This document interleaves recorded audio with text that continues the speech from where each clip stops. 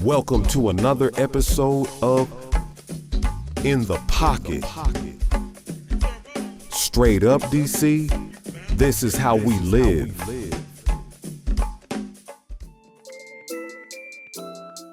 Pimping ain't easy, but it's necessary.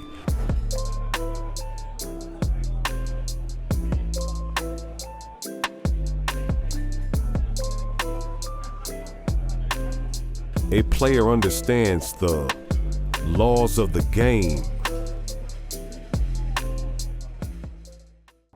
I need some advice. I'm pretty sure my girl is cheating on me. What should I do next? I know your girl cheating on you, clown ass. Come on, man. You look soft, man. My advice to you, change your look. Get you a new girl. That's all I can tell you, champ. What's your thoughts on married men cheating because they can't get enough sex at home? Well, he probably just equaling the playing field. She probably cheating too. I'm just saying. Man, look. My father told me a long time ago, if it wasn't for no suckers, wouldn't be no players, man. Which one are you? You know what I'm saying? You got to have a sucker. Everybody can't be a player. Maybe she's the player and he the sucker. Hey, man. So, I don't know what to tell you. Can a man without money still make a woman happy in a relationship? No, because the box costs. The box ain't free. You got to pay for her to lay beside you. It's money, man. You don't get nothing for free. Go on the grocery store, ask for a pack of meat. What they gonna tell you? You gonna go to the register, it's gonna be a price. You look over to your left side, whatever side of the bed she sleep on, that's the price. It's gonna cost you. May cost you a little, may cost you a lot. It's gonna cost you. Do you think marriage would last longer if people married their best friend? Well, it probably would. I doubt if your marriage lasts long. You look like a clown, man. Who married him? But anyway, I guess, once you get to know each other, you've been living with each other, I guess it could work. But is she your best friend? What happened to your best friend from the sandbox? You forgot about him? Or if it's a girl, you forgot about her? Hey, man, that's something that's in your heart, man. If that's your best friend, hey, that's your best friend. I'm my best friend. My question is, who's the prize, men or women? Yes, it's all in the mind, really. If you think you the prize, then you the prize. But we really know who the prize. We are. Because we take out the trash, we get the cars fixed, we bring in the groceries. What does she do? Mop the floor?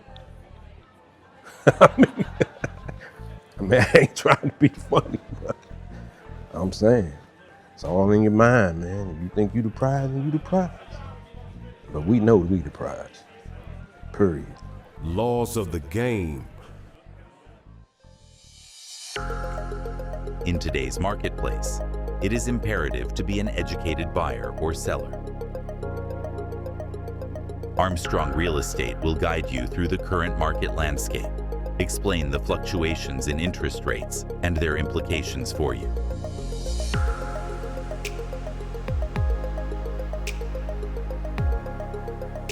Allow Armstrong Real Estate to help open the door to your future home and/or commercial property.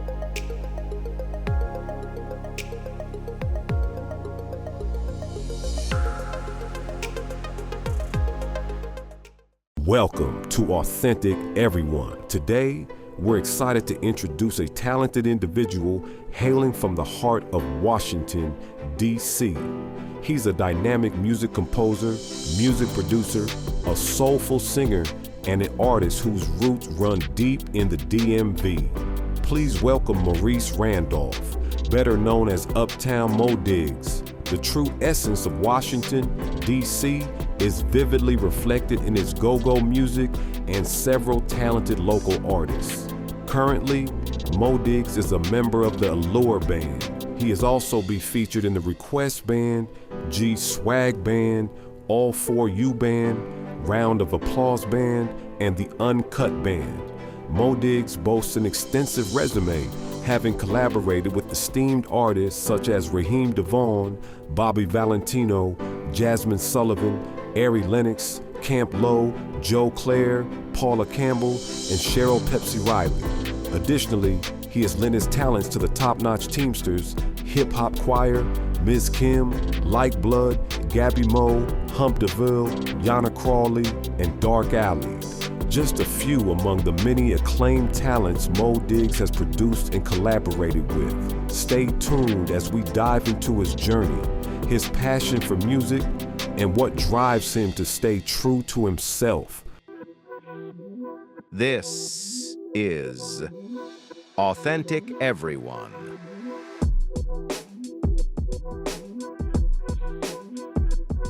Sit back and enjoy with your host, Kenny Armstrong. So welcome everybody to Authentic Everyone.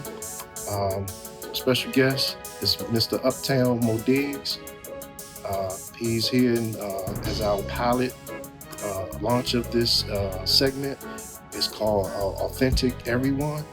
I believe everybody has a unique story, and everybody is unique in their own ways. So with that said, I'd like to introduce Uptown Modiggz. What's up, everybody? How did you grow up? Talk about your family life, some fond memories that really stand out in your mind, the different neighborhoods you grew up in and experienced in D.C., and then maybe some of the schools. I grew up a wild, young little kid, man, just having fun, you know. Born and raised Washington, D.C., 8th and Kennedy. 8th and Kennedy, okay. Yes, indeed. Uptown, Street that's boy. where Yes, Uptown indeed. come from. Uptown's finest, yes, sir. Yes, sir. You know, back in them days, it wasn't no phones or stuff like that, so we was just outside playing, you know. Old school style. Old school, when the yeah. lights come on, yeah. Definitely, Yeah. definitely. How old are you, Mo? I'm 47. 47. Yeah, uh-huh. Anything that really stand out is some experiences in your mind as a kid in that neighborhood? For the most part, man, the other kids in the neighborhood, and they were some characters. Of course, you know, your day ones. Emory Playground. The barber shop right next door to where I used to stay at, Mr. Brown. It's called Industrial Barbers. Are they still there? No, they're gone. We had a carryout that was right across the street. It was called Full Moon Garden. Directly across the street from my building. My building was it's still the only building that's painted yellow, like yellow bricks. Wow. 810 Kennedy Street. And right across the street was Full Moon Garden. If you go down a little bit down the road, you had Campbell's Liquor Store. It was right there across the street. You still in contact with any of your friends back there? Yeah, I keep in touch with a few of them. And that's rare. That's rare. As we get older, Yeah, it's a lot of them dead and gone too. they disappear. Or even locked up. So. How about schools? What schools you hit in that neighborhood? Oh man, elementary, Truesdale Elementary. From Truesdale, I went to Paul Junior High. Okay. From Paul, yeah. Georgia Avenue. from Paul, I went to Coolidge. Okay. Yeah. Okay. Mm-hmm. As you evolved and got a little bit older, let's move into your adult life. My early 20s, I got married pretty young. Okay. I got married probably around probably 24, 25. Oh man. Yeah. Yeah. Any kids out of that relationship? No. No, I think I had my first child 99. 99. 99? Yeah. Well, what type of work was you doing at the time? Say your early 20s, we right in that area. I think I probably was working at Heckentress. Yeah. Any enjoyment in that job, or? Oh man, it was always some wild shit happening. Give me a story. All right. So, of course, we used to work the night shift. So, a guy named Colin, guy named Mike, one of my best friends, a guy named Rob, right? We all, so you know, with forklifts, you got to drive backwards to the store. Yes, sir. So, here's the main aisle, here's the paint desk. So we balling backwards. Forklift. Right. I make the first attempt, no problem. Driving, bust the left turn into the paint aisle, no problem, flawless. Rob do it, flawless, no problem. Mike do it and knock the whole motherfucking paint desk, knock the whole paint counter over. Dang. We was like, oh shit. And a little bit, they're about to test you. The ones that made it, was like, it was him. It wasn't us. That's crazy. Knocked the whole paint desk over. Paint flying everywhere, everything. That's crazy. I would love to be there to see Oh, what? Man, we was laughing our ass off. That was crazy. But karma came back to bite us, man. Just at that time of your jobs, you know, your music, your child is here, relationships, family. How did you balance your life between work and other things you had going? Was it hard to do at that time? No, it was easy because I didn't have no bills.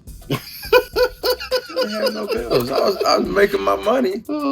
And, you know, when I'm not working, I'm in the house learning my music. Music has been my passion since I was a child. Gotcha. So I was playing keys at like 5 years old. Keys and drums at like 5 years old.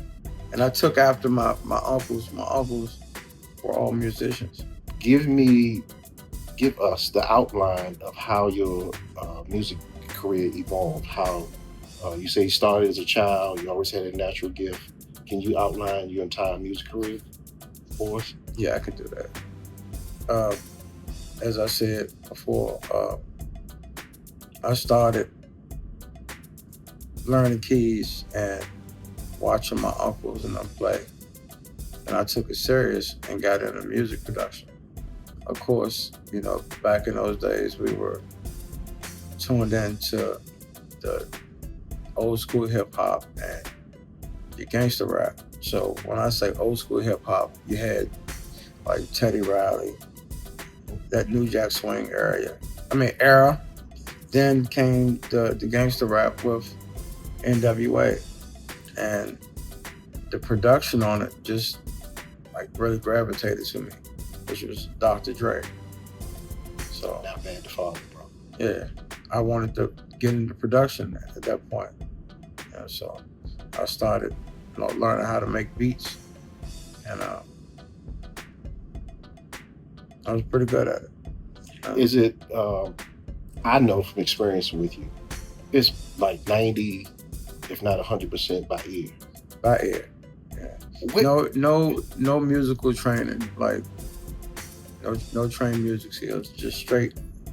You have to understand, raw. Us mere mortals, to see that, how it evolves and how it like just comes out of you. It's crazy. Man, it's crazy. I've been told that I play music in my sleep. Wow. There were times where I would wake up and just go to my keyboard and start playing and not know where it came from. But it was something that happened in my sleep. Right. You just maybe heard something the day before or a few minutes before you went to sleep, kind of resonated in your dreams, and and then you go to the keyboard and put it out. Yeah. Man, it's like almost like having a baby. Yeah.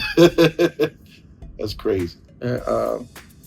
One of my friends watched me sleep and was like, "Was you having a musical dream or something?" I said, "Why you say that?" He said, "Because you was doing this in your sleep." I would just get up and go to the keyboard and start playing what I dreamed. Yeah. How many instruments do you play? I play percussion. I also play the keys. I used to play drums. Right. Now I gotta learn how to play drums with my left foot. Yeah. Gotcha. Yeah. So. You told me Dre is your biggest influence. As far as DC, any people that stand out here that really influenced you? Musician wise, there's a lot. You got my man Buggy the General. Shout out to Buggy. Dynamite drummer for Backyard. And a lot of drummers that really inspired me. Young Willie Howe, round of applause band. There's so many of them, man. DC just got amazing talent. Gotcha. Producers, Chucky Thompson. Man, shout out to Chucky. I worked with Chucky on many occasions.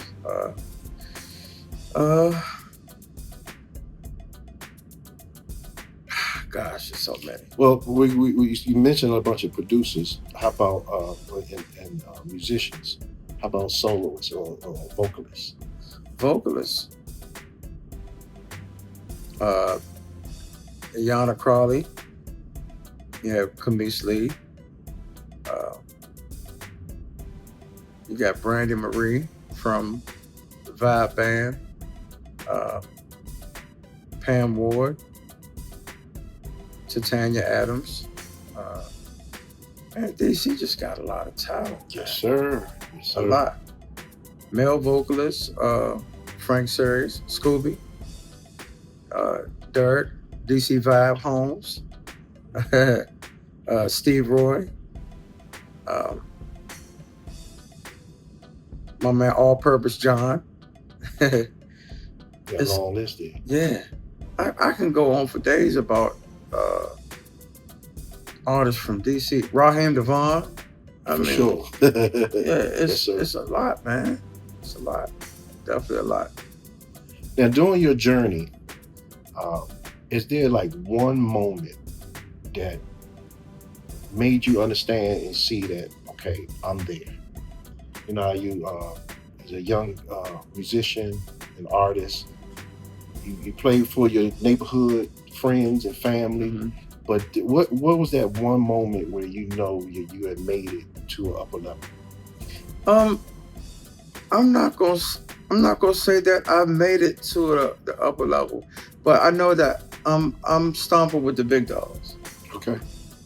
Yeah, like I deserve to be there with the big dogs. Was there one thing, two things that really got you to that point? I guess working with certain artists and watching the outcome from it. Like I've done production for, of course, Raheem Devon. Of course, we know Raheem was Grammy nominated, and you know on a national level now. And there was a rap group named Like Blood. They had 2 videos on 106 in Park. Okay.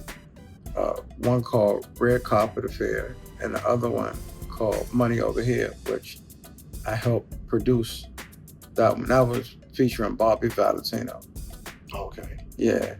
You know, just to be a part of those projects and working with a lot of other national artists. You know, I worked with Jasmine Sullivan when she was signed to Jive Records. You know, Joe Claire, you know, Camp Low. So I've been on tour with Raekwon the Chef. Okay. You know? Okay. So, I mean, just being in those type of situations, I can go to my grave saying that I've accomplished some wonderful things. And we also did I think it was called Go-Go United. We did a tribute song for Donnie Simpson. Okay. It was a thank you record. Actually, Frankie Beverly and the Moigs song Thank You. Gotcha. We redid that joint. Did that with DJ Dynamite and a bunch of other go-go greats. You know, we had a lot of people in that room. Are there any projects in the lab right now that you're working on? As of right now, I'm just getting back to production. I'm mostly on stage with my current band, Allure Band. Tell us about Allure Band. Allure Band, we are a grown and sexy top 40 go-go band. We play a little bit of everything. We can play a little bit of everything. And I'm going to see him tomorrow. Yes, indeed. Tacoma Station. Every first Friday. That's right. Every first Friday, free before 6:30. Afterwards, you're paying the cover charge. And it's always a good time. Yes, Always it a good is. time. Yes. Real cool, chill environment. Yes. Not too rowdy. I love Yes. it. I love it. Tacoma Station has been around for years. Yeah. Definitely a historical. It is. It is. Yeah. Nice tucked away on the left hand. Shout out to Mel, Dave, and Mike over at Tacoma Station. The Long Island iced teas are delicious. I can't handle those no more. All you need is one of those. It'd be done. Look, man. Used to call the Long Island iced teas at Tacoma Station the one and done. No. Well, I'm gonna do a quarter and done. Look, go see Miss Jerry at the bar. Yeah, Tell her you need that Long Island one and done. Right. She'll get you right. Now, I know you say you're just getting back to production. I know the last few years I've heard you just singing. You got some pipes on it, bro. Thank you. You really sound wonderful. So how did that evolve? Because let me comment real quick. When I first heard you sing, like I'd known you for music and production, playing. I was like, this dude is crazy. And then I heard you sing, I'm like, wow. And it's taken off since then. So give me the background on the singing. All right. So I've been singing since a child. But, you know, once I started production, I was pretty much into vocal producing other artists. Okay. I was never like really trying to be an artist More myself. arranging, right? Yeah. Okay. Yeah. Vocal producing and arranging. Okay. You know, as well as doing the production. Any background singing also? If need be. If needed, okay. Yeah, if need be. But most of the time, the artists do their own backgrounds. Okay. So I was just feeding them how I wanted them to sing it. Gotcha. You know, that actually comes with production as well. Gotcha. Well, I gotta applaud him on that. This young man helped me put some beats together, and I understood the difference between a beat maker and a producer. Producer sees everything A to Z, you know, the arrangement, you can hear the song in the beginning, middle, and end. And the beat maker is just putting beats together. It's a whole different thing. So this man is a true producer. All about song structure. Right. And I actually learned that from watching Chucky Thompson. Right. And Chucky taught me a lot.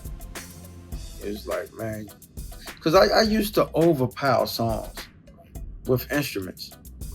Chucky was like, you don't need all those instruments. He's like, man, less is more. Take some of that out.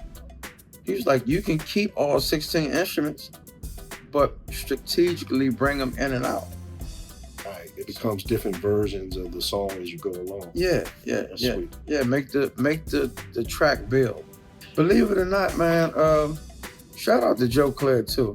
Joe introduced me to the MPC. MPC 2000 XL. Yeah. Because I used to make all my beats in the keyboard. Okay. And one keyboard. Okay. I thought I was doing something. Until I got one of that MPC. That was it. That was it. I never turned back.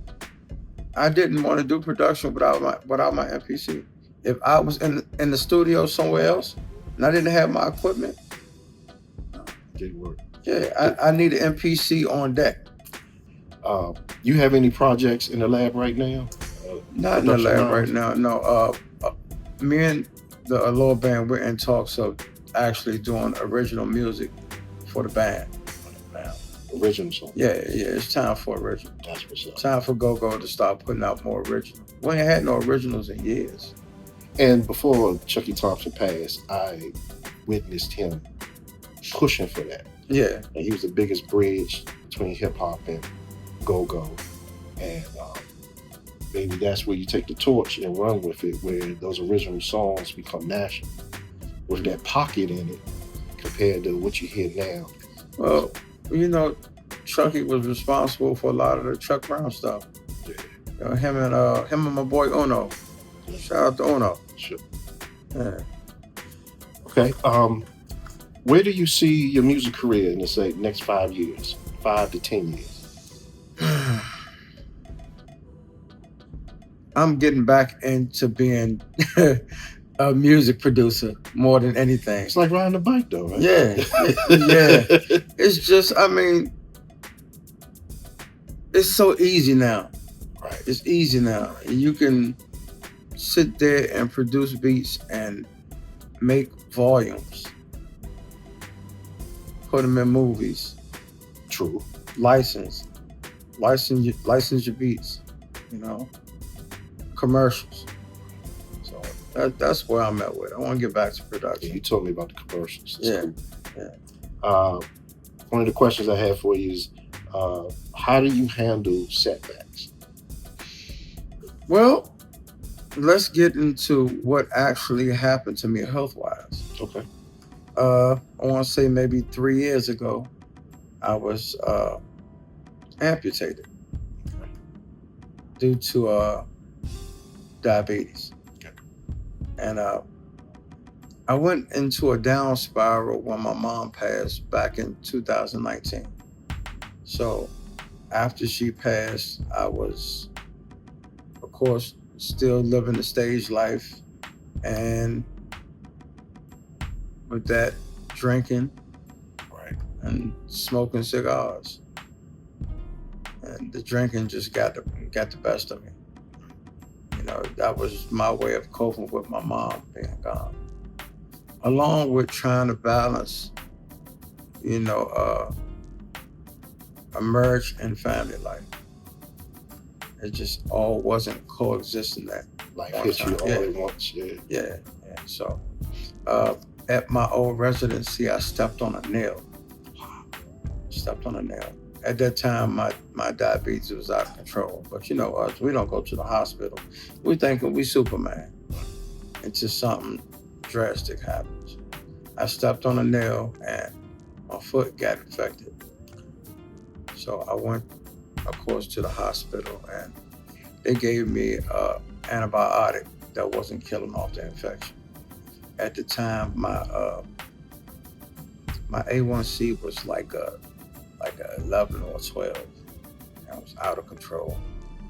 My sugar levels was like in the 300s. It was like I was killing myself and didn't even know it. I'm gonna say the first amputation was in 22.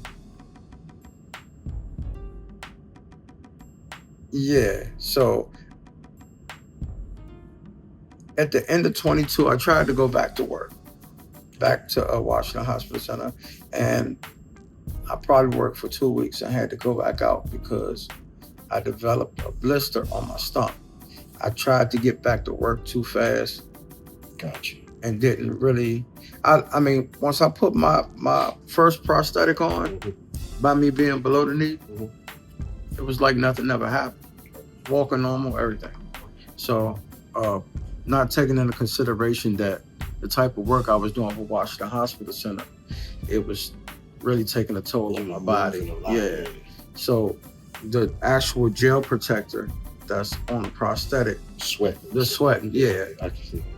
I developed another blister and got infected again. Oh, wow. Because when I shouldn't have been wearing my prosthetic, I was too busy about Just working. yeah. So as of right now, I think I'm probably like a 5.5, something like that. That's good. Yeah. That's good. No diabetes medicine. It's all food. Yeah. It's all Yeah. food. So I've been diabetic free for probably almost about 1.5 years now. Yeah. That's good. Yeah. That's good stuff. And it's crazy because I went to see my doctor and she was like, Mr. Randolph, she's like, your numbers are great. Your A1C is great. I was like, what are you doing? I said, eating right. Eating right, yeah. She said, have you been taking your medicine? I said, no. And she was stuck. Like,